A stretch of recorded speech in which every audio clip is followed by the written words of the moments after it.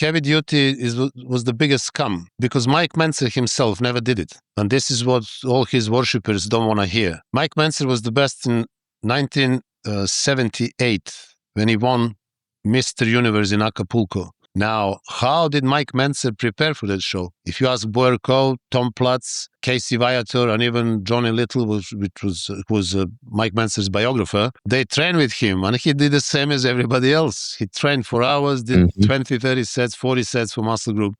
And this is why he got in the best shape ever. A lot of people, I think this kind of comes in popularity, ebbs and flows. It makes its rounds every few years. But right now, Mike Mentzer, Dorian Yates, blood and guts, high intensity stuff is really popular. And some people take that to the absolute extreme. Well, they'll train for, no more than 10 minutes per session. They'll go in for maximum intensity on one set for one exercise and call it good, and then rest, a week in between.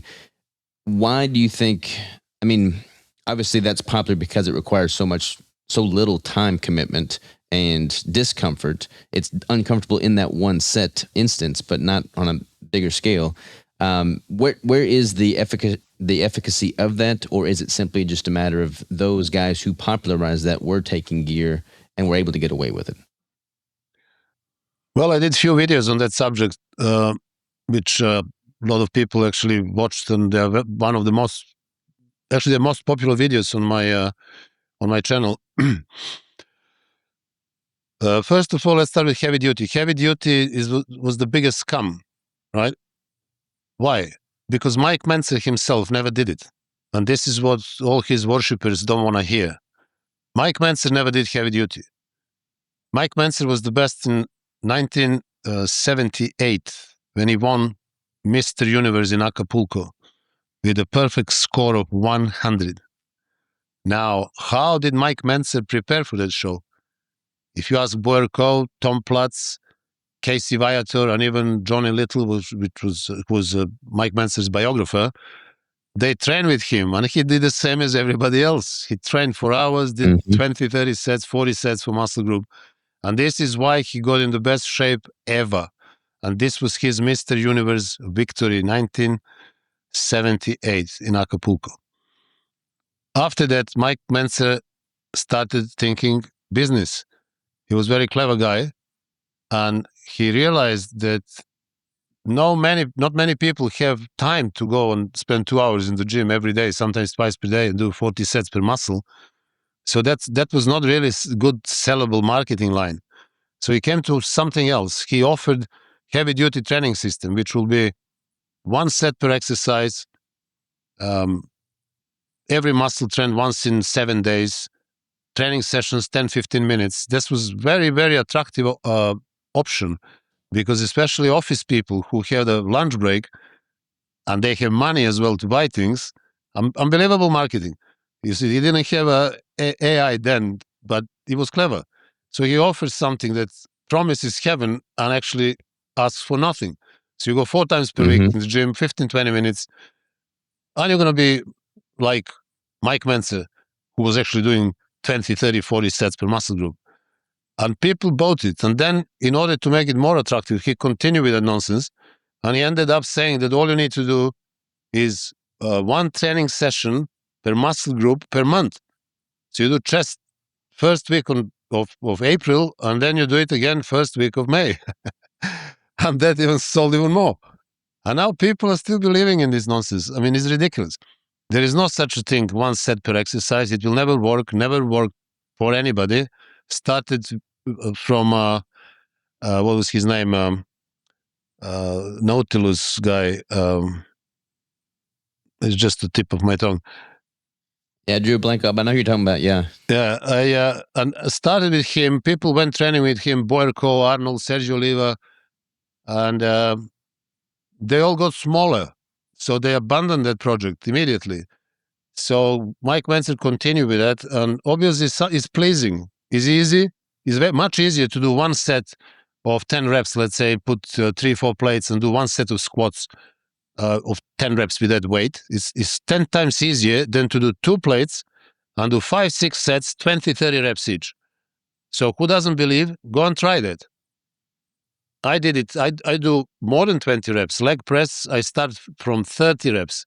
So go once and do 30 reps for leg press and try to do 5, 6 sets like that. And then come back to me and say, what is easier, to do that or to put 10 plates each side and do 10 reps, usually half reps and with lots of momentum and stuff. Of course, that heavyweight one set is much, much easier. And this is why people prefer to do that. And this is why that took uh, off. When it comes to Dorian Yates, that one set to failure is only the first part of the sentence. But usually sentence starts after that word but every exercise has never been done in one set. I've seen Dorian Yates myself when he was doing 25 sets for legs in his gym in Birmingham. And what about that? And he was the best actually then. That was 92. So Dorian would do 3, 4 sets, 5 sets sometimes per exercise. But last set will be the hardest set, maybe with few force reps. So if you have 4 sets for back or 5 sets, 5 exercises for back, 4 sets each, in reality, this is 20 sets. Yes, it's true that the last set of every exercise was all out, but they were not 4 sets or 5 sets. They were 20, 25 sets. So I don't know what people are talking about, but like people like worshiping, right? They choose a subject, they start believing in aliens or something like that, and that's it. They exist. Oh, but we never proved, never seen them. It doesn't matter. I like the idea. But Dorian, 1 set to exercise. Yes, 5 sets. That's it. But actually, it's not. So Dorian Yates himself never did 5 sets, 4 sets per muscle group. It was 20, 40, 20, 25 sets. 1 set all out. Now, what I believe, and I know Dorian personally, and I told him that, I don't think that he had to do that. He had amazing genetics. The failure set? You didn't have to do the failure set? No, not at all. This was not necessary. Because what happened? He had genetics. He was taking tremendous amount of everything. And he would still be the same Dorian Yates, even if he didn't do that famous all-out set. That all-out set was the reflection of Dorian's character. He wanted to prove to himself something, whatever. This is his secret. And he wanted to do it like that. He's a very nice guy, very closed, introvert. He's not, nowadays he talks a little bit more, but years when I was close to him, he didn't talk much. You couldn't get much words out of his mouth. He was very closed, very focused on everything he was doing, very disciplined. He was living by the clock. But this all out nonsense cost him hip surgery,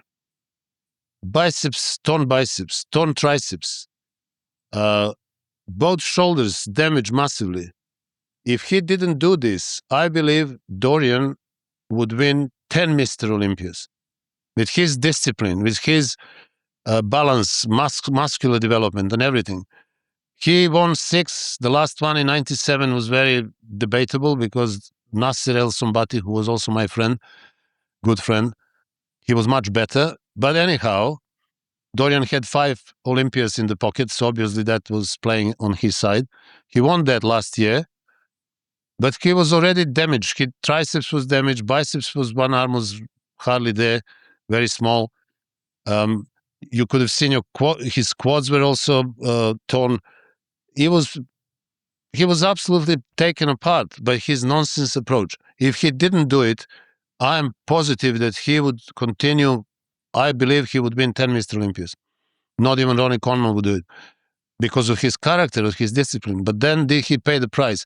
He is now glorifying this, going to failure, 1 set, obviously promoting his business, whatever. He has right to do it. On the end of the day, he's 6 times Mr. Olympia, so he's going to say or argue against him. But if you argue rationally, if you put arguments on the table, then you can argue with anybody. You can argue with God himself. This is what God gave us. Us humans gave us mind, give us reason. So if you can bring arguments, if you can explain things, fine. But if you start going into genetics, this, that, these are not arguments. These are cheap excuses. They don't explain anything. So I believe people are misled by these 2 training principles.